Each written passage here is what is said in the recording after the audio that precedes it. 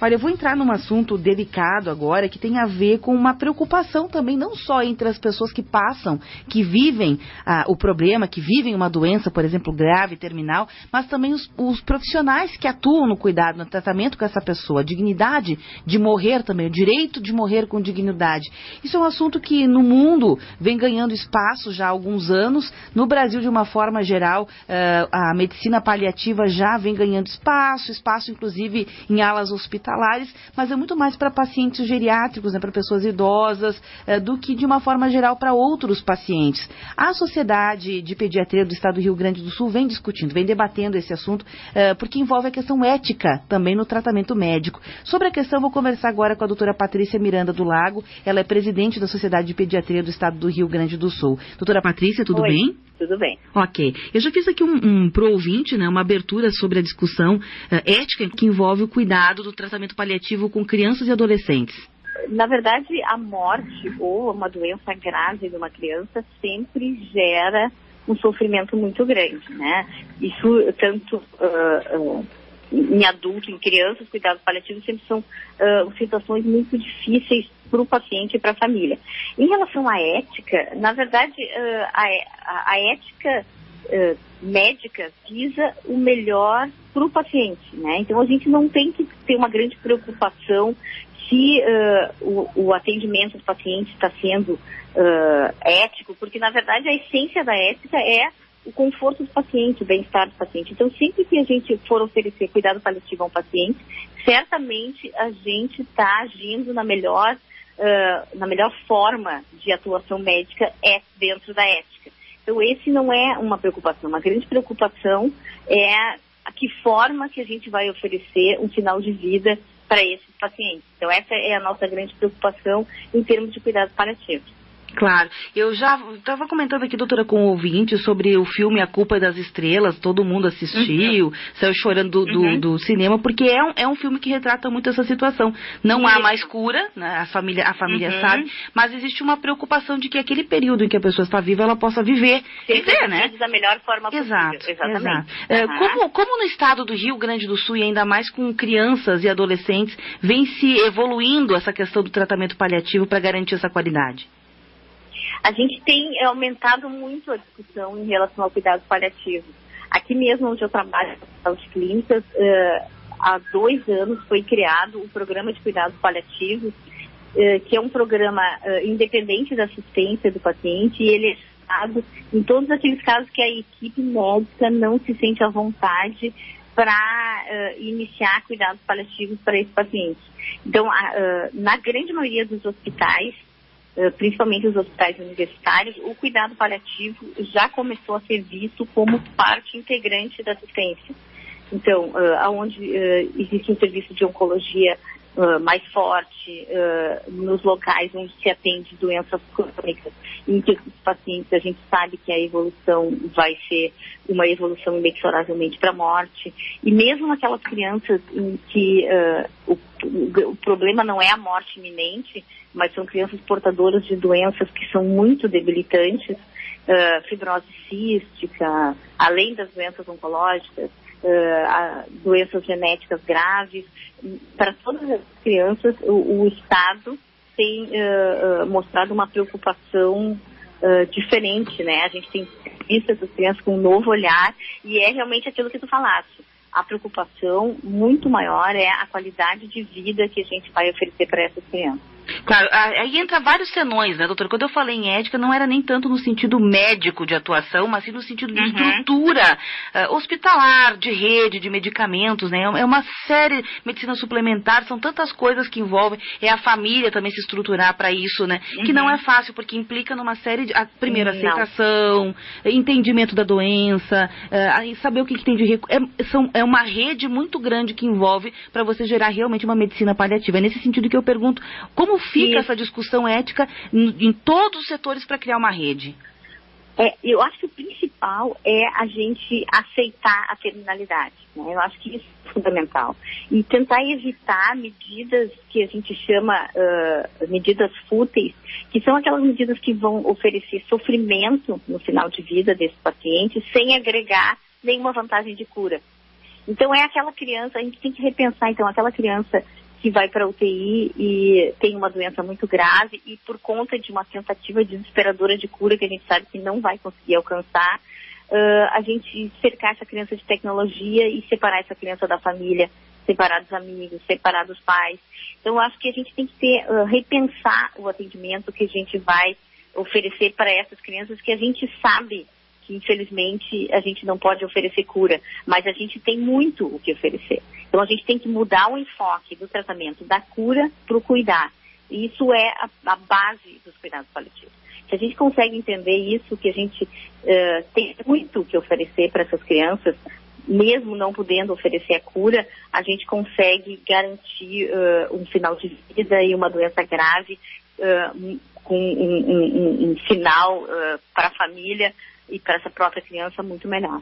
Quem já teve algum familiar que, enfim, né, numa situação de doença grave, terminal, que foi se apagando, que acompanhou isso, conhece uma ala, né, de atendimento paliativo nos hospitais, já é comum. Só que nesse caso dos adultos é um quarto especial, um pouco mais amplo, né, é um pouco mais arejado, mais iluminado, que há mais enfermeiros, que se faz ali um rodízio de manobras para virar na cama. Principalmente que se permite mais visitas. Exato. Isso é fundamental, que esse paciente não fique isolado dentro do hospital, né? Exato, fica com bastante acessibilidade. A pergunta que eu quero lhe fazer é, no caso de tratamento ou um cuidado paliativo assim com uma criança ou com um adolescente, como deveria ser a estrutura? É a mesma? Não, a estrutura ideal é a que a criança se sinta com uma vida... Na verdade, assim, a situação ideal é que a gente possa dar alta para essas crianças e essas crianças conseguirem ir para casa. Né? A deshospitalização é o ponto fundamental dos cuidados paliativos, principalmente nas crianças. Quando a gente não pode oferecer essa deshospitalização para a criança, tentar aproximar o ambiente do ambiente de casa.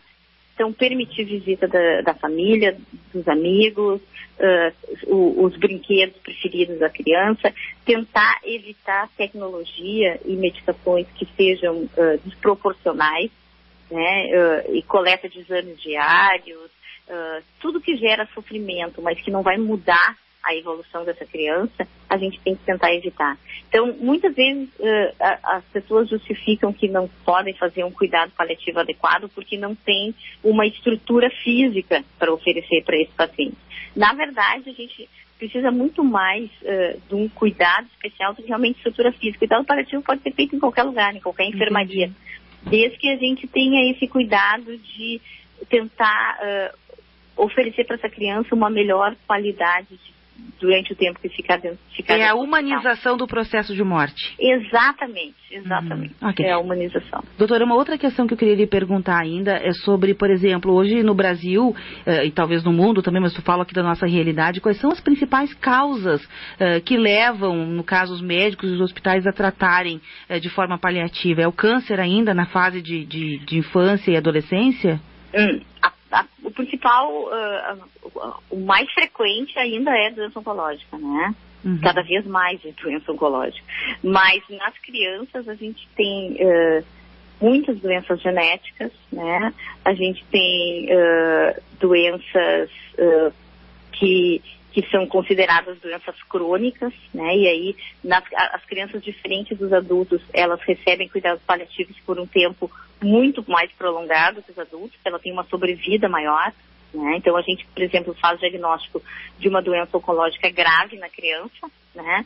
Mas essa criança, ela não vai morrer num período curto, ela tem um período longo de vida. Então, essas crianças, a gente tem obrigação de oferecer para elas um tempo de vida da melhor forma possível, garantindo desenvolvimento, boa alimentação, crescimento adequado, enfim.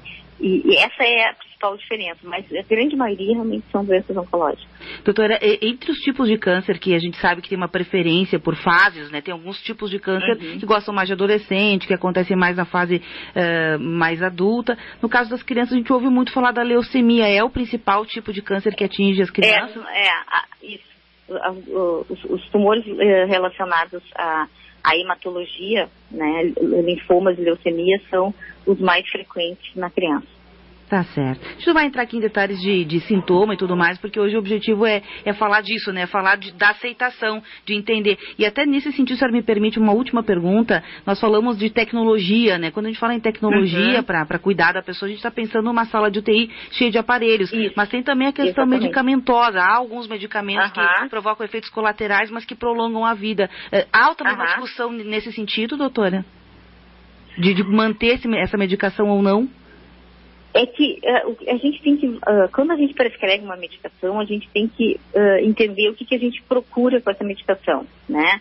Se a gente vai dar uma medicação, um quimioterápico para uma doença oncológica, para um câncer, mas a gente sabe que essa medicação, apesar de ter vários efeitos colaterais, ela vai fazer com que a criança tenha um prolongamento do tempo de vida, com uma boa qualidade. Aí a gente tem que correr o risco e infelizmente, a criança vai ter que passar por esses sintomas de vômito, de inapetência, de irritação, enfim.